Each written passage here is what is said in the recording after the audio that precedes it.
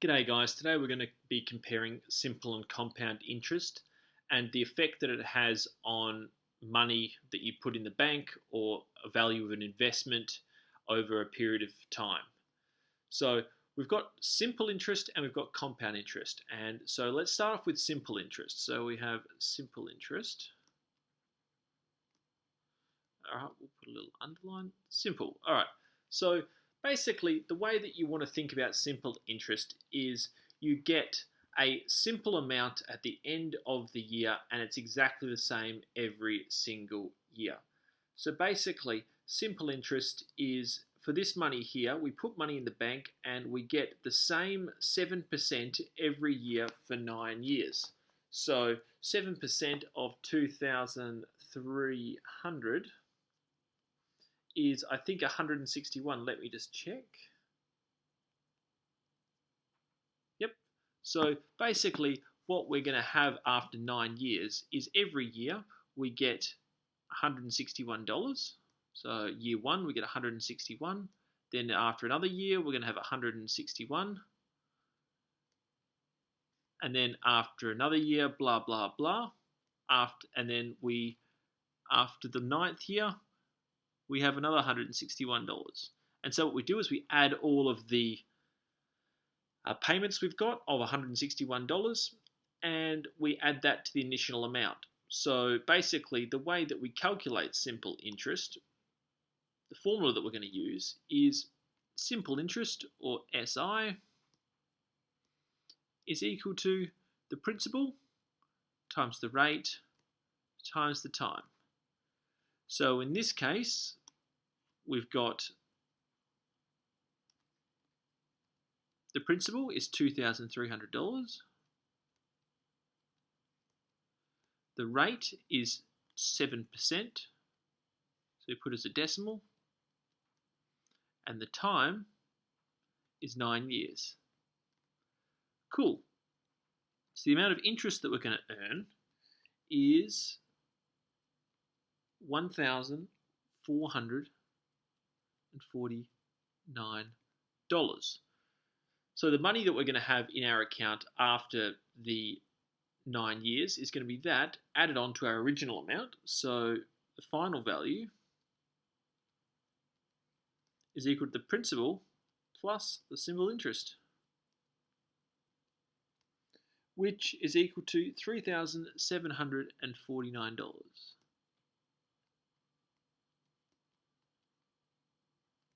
Cool. Now, compound interest is a little bit more tricky. So let's have a look at that one. Okay, so the difference between simple and compound is that in simple interest, the interest amount that you get after every year is based on the amount that you put in at the start, so it doesn't change. Now, in compound interest, the interest amount is reset at the end of every payment period. So, for example, with compound interest,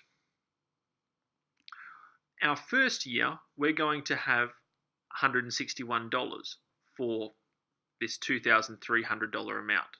So, we have a $161 payment.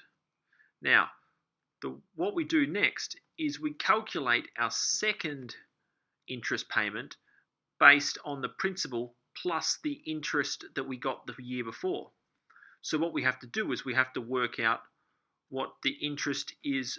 So we're going to have 0.07, and rather than timesing it by the initial amount like we do with simple interest, we have to times it by the initial amount plus all of the interest we've already got.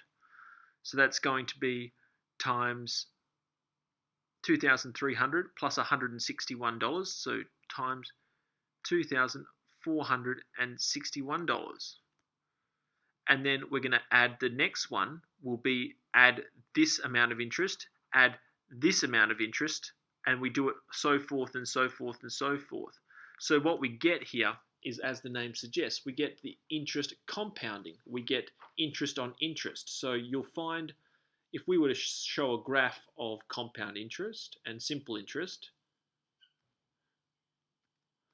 we can see that for the first year, they're exactly the same. But what happens is after the first year, compound interest starts to increase at a little bit of a higher rate than simple interest. And that is because we have interest on interest. So for example, when we add 161 to the next component, this one, there's going to be a little bit of interest on the interest that we've already got. So what happens as the name suggests, the interest compounds and it gets more and more and more. So the formula that we have to calculate the final value of compound interest is the future value is equal to the present value, or the principal, times by 1 plus the rate as a decimal to the power of the number of years that we have. You can have t or n, it doesn't really matter. So in this case, what we're going to have is we're going to have this is equal to $2,300 times 1 plus the rate, 0.07 to the power of 9. And from that, we get $4,228.46. So you can see that the amount that we're getting from our compound interest is always going to be more than the simple interest, because, and if it asks you why this is because this is more. So you can write compound interest is more due to the interest on interest component. And the interest on interest component as a value, if you wanted to work it out, you just get the compound interest amount and you subtract the simple interest amount. So you can actually work that out. So let's just do that as well. So the interest on interest, because on the simple interest, you're only earning interest on the principal because you've got a principal and they're paying you 7% every year. So that's a interest on the principal. The compound interest is interest on the principal plus you get interest on every subsequent interest amount. So all you're going to do is you're going to get the future value of the simple interest amount, the future value of the compound interest amount, and subtract the future value of the simple interest amount. And in this case, we're going to have $4,228.46 subtract $3,749, which gives us $479.46. So that's the interest we're earning on interest over these 9 years. So this essentially is the money that you get for doing nothing. Like the Dire Straits song, this is your money for nothing.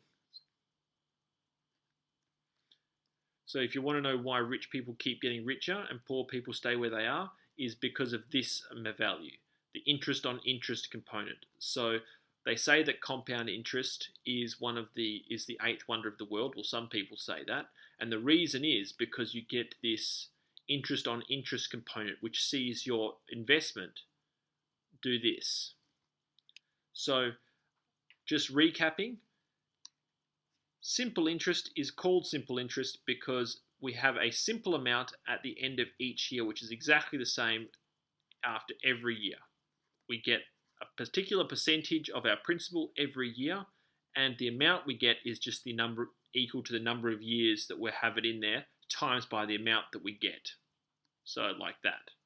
Compound interest is different. What we do is we get the first one, and then what we do is on the second year we get the first one plus a little bit of interest that was the interest that we got on this one. The third year we get a little bit of interest plus a little bit of interest on both of these, plus a little bit of interest on that first one, and so forth and so forth and so forth. So what happens, as I've drawn twice now, wow, the value of your investment gets bigger exponentially. So with compounding interest, the longer you have your money in the bank for, the better it is for you. Because if you have it in for a short amount of time, it's only going to be on this flat part of the curve. But the longer you put it in, the more opportunity you're giving your money to sort of transition from the flat part to the nice steep part where you're going to be earning lots and lots of money in interest. So I hope this video sort of, helped with your understanding of the differences between simple and compound interest. You shouldn't really just know the formulas. You should kind of have a conceptual understanding of why the formulas work in the way that they do. So you can, if you're asked any sort of weird and wonderful questions in an exam, you can, go back to your basic understandings and try and nut them out. So I hope the video helped, guys. If it did, give it a thumbs up. Subscribe to my channel if you'd like. And until next time, I'll see you soon.